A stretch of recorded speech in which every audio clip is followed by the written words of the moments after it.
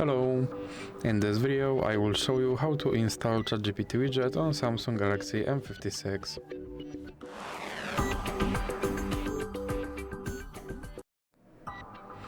So you have to start by opening your Google Play Store, then click on search bar and type in Wally AI and click search and then click install.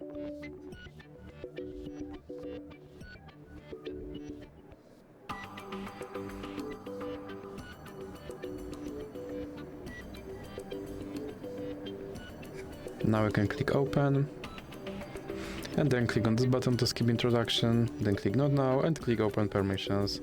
Now click on AI assistant to allow this app to appear on top, and now you can go back and click start. And as you can see right here there's my ChatGPT widget and I can open him and I can tell him to do something.